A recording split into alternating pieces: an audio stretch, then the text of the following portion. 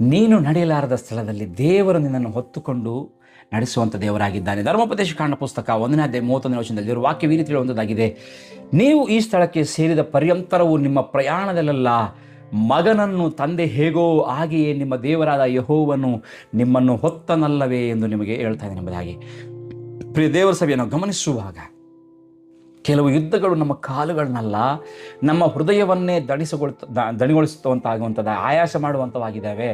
ಕೆಲವು ಸಾರಿ ಗಾಯಗಳು ದೇಹದ ಮೇಲೆ ಕಾಣಿಸಿಕೊಳ್ಳುವುದಿಲ್ಲ, ಆದರೆ ನಮ್ಮ ಅಂತರಂಗದಲ್ಲಿ ಆತ್ಮದೊಳಗೆ ರಕ್ತಸ್ರಾವವನ್ನೇ ಮಾಡುವಂಥದ್ದಾಗಿದ್ದಾವೆ.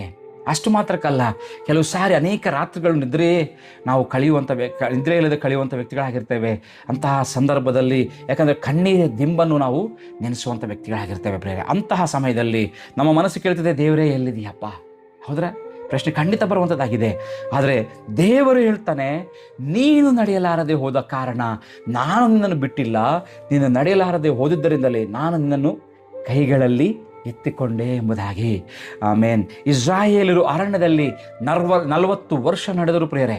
ಆದರೆ ದೇವರು ಅವರು ಕೇವಲ ನಡೆದರೆಂದು ಮಾತ್ರ ಹೇಳ್ತಾ ಇರಲಿಲ್ಲ, ಆದರೆ ಆತನು ಹೇಳ್ತಿದ್ದಾನೆ, ನಾನು ಅವರನ್ನು ಹೊತ್ತುಕೊಂಡು ಬಂದೆ ಎಂಬುದಾಗಿ ಆತನು ಹೇಳ್ತಾ ಇದ್ದಾನೆ. ಗಮನಿಸಿರಿ, ಮಗು ನಡೆಯುವುದು ತಂದೆಯ ಪ್ರೀತಿಯ ಗುರುತಲ್ಲ, ತಂದೆ ಮಗನನ್ನು ಹೋರುವುದು ಅದು ಪ್ರೀತಿಯ ಪರಾಕಾಷ್ಠೆ ಆಗಿದೆ. ಈ ಸತ್ಯವನ್ನು ಗ್ರಹಿಸ್ಕೋಬೇಕು. ಇಂದು ನೀನು ಸಹ ಒಂದು ವೇಳೆ ಬಲಹೀನನಾಗಿರಬಹುದು, ಹೌದ್ರಾ?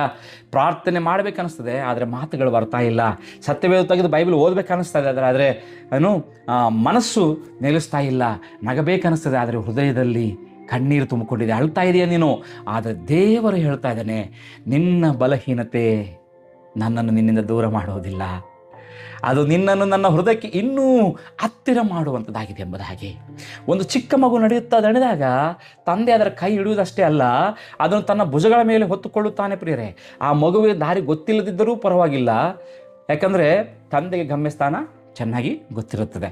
ಹಾಗೆ ಇಂದು ನನ್ನ ಜೀವನದಲ್ಲಿ ನಾಳೆ ಏನಾಗುತ್ತೆ ಎಂಬುದು ನಮಗೆ ಗೊತ್ತಿಲ್ಲದೆ ಇರಬಹುದು, ಆದರೆ ನಮ್ಮನ್ನು ಹೊತ್ತುಕೊಂಡು ನಡೆಯುತ್ತಿರುವಂಥ ದೇವರಿಗೆ ನಮ್ಮ ಗಮ್ಯ ಸ್ಪಷ್ಟವಾಗಿ ಗೊತ್ತಿದೆ. ನಮ್ಮ ಜೀವನದಲ್ಲಿ ಈಗ ಏನು ನಡೆಯುತ್ತಿಲ್ಲ ಎಂದು ಭಾವಿಸುವಂಥದ್ದು ಬೇಡ.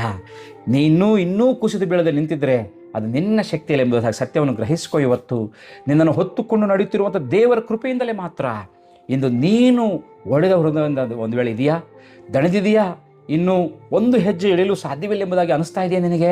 ಆದರೆ ಒಂದು ಸತ್ಯವನ್ನು ಎಂದಿಗೂ ಮರೆಯಬೇಡ. ಏನೆಂಬುದಾಗಿ ನೋಡುವಾಗ, ನೀನು ದೇವರ ಕೈ ಹಿಡಿದುಕೊಂಡಿರೋದ್ರಿಂದ ಅಲ್ಲ, ದೇವರು ನಿನ್ನ ಜೀವನವನ್ನು ದೇವರು ನಿನ್ನ ಜೀವನವನ್ನು ತನ್ನ ಕೈಗಳಲ್ಲಿ ಹಿಡಿದುಕೊಂಡಿರೋದ್ರಲ್ಲಿ ನೀನು ಇನ್ನೂ ನಿಂತಿದ್ದೀಯ ಎಂಬ ಸತ್ಯವನ್ನು ಗ್ರಹಿಸ್ಕೋ. ಒಂದು ದಿನ ನೀನು ಹಿಂತಿರುಗಿ ನೋಡಿದಾಗ ಹೀಗೆ ನೀನು ಸಾಕ್ಷಿ